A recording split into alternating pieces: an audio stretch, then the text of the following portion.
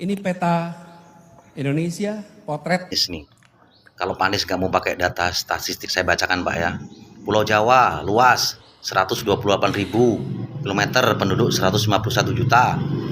Pulau Papua luasnya nih Pak ya 418.000 kilometer, penduduk cuman 4,3 juta. Artinya itu tuh Pak, artinya apa? Jawa sudah padat ya, makanya kalau malam terang. Nah sedangkan di Papua, Pulau Papua itu dengan seluas begitu, penduduknya cuma 4,3 juta. Logikanya, malam ya tidak begitu terang karena masih banyak hutan gitu loh. Nah, kenapa harus disebut timpang gitu loh? Timpang dalam arti apa? Gitu loh. Ya. Penyebaran penduduk memang tidak merata khususnya ke Indonesia bagian timur. Ya. Kalau dibilang timpang seolah-olah ada yang kurang selama ini. Sementara Pak Jokowi tidak henti-hentinya membangun utama jalan, kemudian membuka daerah-daerah baru di Papua. Ya tujuannya biar orang bisa masuk gitu loh. Orang biar ke sana, biar daerah itu dihuni gitu loh. Tapi tidak serta merta itu disebut ketimpangan. Nah, memang ya logikanya kalau malam ya tidak ada orang, ya gelap Pak, gitu ya. Terus kemudian di terakhir Anda, kalau saya jadi presiden, seluruh kota di Indonesia akan terang benderang, disambut dengan tepuk tangan. Nyambung nggak yang tepuk tangan itu? Kalau sudah diakali dengan kata-kata dia tidak mau pakai statistik, ya.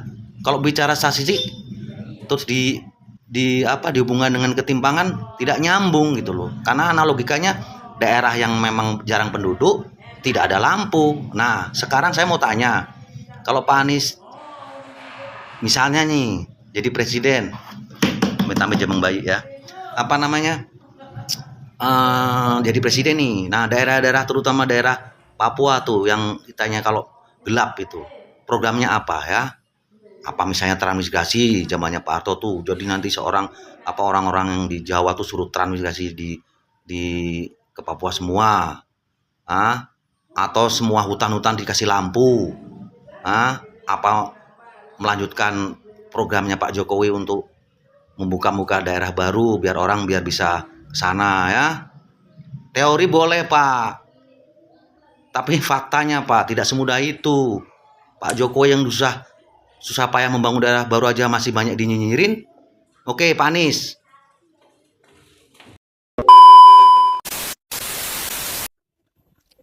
Salam NKRI.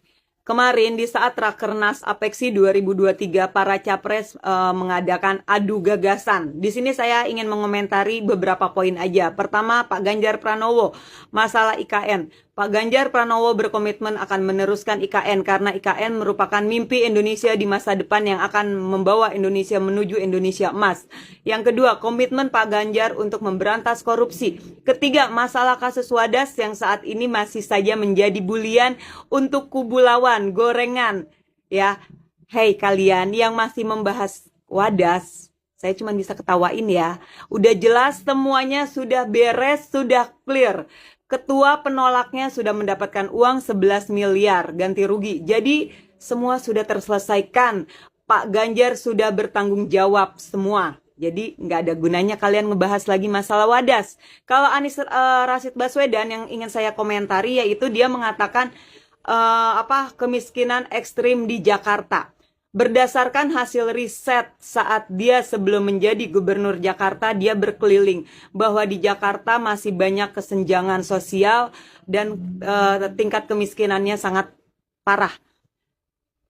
Pak, artinya Pak Anies Rashid Baswedan ngaku dong ya, kalau Anda selama 5 tahun jadi gubernur DKI Jakarta sudah gagal menurunkan tingkat kemiskinan yang terjadi. Kenapa? Menurut data Badan Pusat Statistik Nasional, pada tahun 2017 garis kemiskinan itu di angka 536,546 dan di tahun 2022 meningkat menjadi 738,955. Di tahun 2017 penduduk miskin yaitu di 389,69 dan di tahun 2022 meningkat menjadi 502,04. Persentase kemiskinan di tahun 2017 itu di 3,77% dan di tahun 2022 menjadi 4,69%. Yang artinya bahwa selama Pak Anies Rashid Baswedan memimpin Jakarta, tingkat kemiskinan di Jakarta itu meningkat. Gimana mau ngurusin Indonesia, Pak? Jakarta aja nggak mampu. Ups. Kalau masalah Pak Prabowo, di sini saya ingin mengomentari terkait pemindahan makam Pangeran Diponegoro. Pak, cobalah ada bikin suatu ide, gagasan yang lebih brilian, yang lebih inovatif. Saya sangat menghargai jasa para pahlawan. Tapi kita bukan membahas ini, tapi kita membahas masa depan. Oke? Salam NKRI.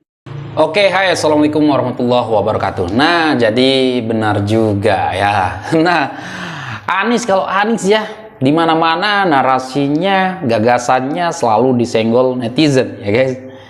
Jadi jarang sekali netizen terima, netizen yang pintar ya, netizen yang berpikir logik ya guys.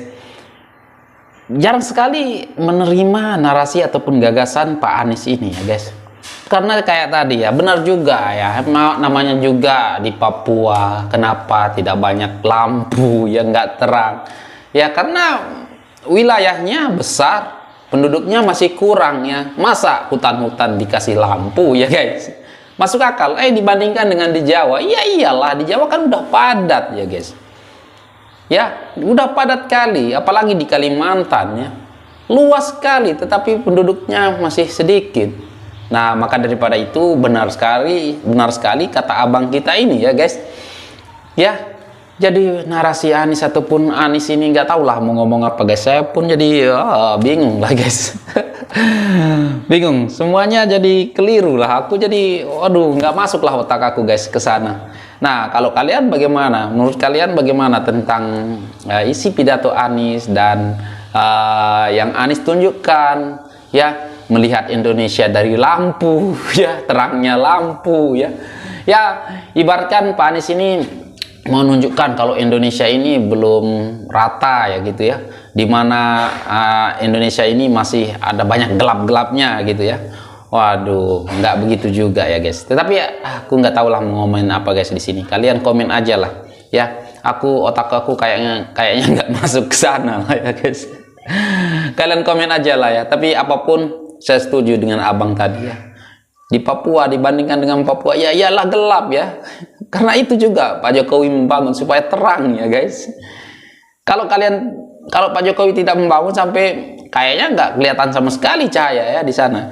Nah, kan di Papua juga banyak sekali teman-teman kita yang di sana baru-baru masuk listrik ya. Setelah zaman Pak Jokowi. Sinyal pun baru-baru juga setelah adanya Pak Jokowi. Nah, kalau di zaman Pak SBY ya, kalau misalkan Pak SBY berkuasa sampai saat ini, mungkin sampai sekarang belum ada juga ya di sana ya listrik. Oke guys, komen aja lah. Dan sekian, terima kasih. Assalamualaikum warahmatullahi wabarakatuh. Bye.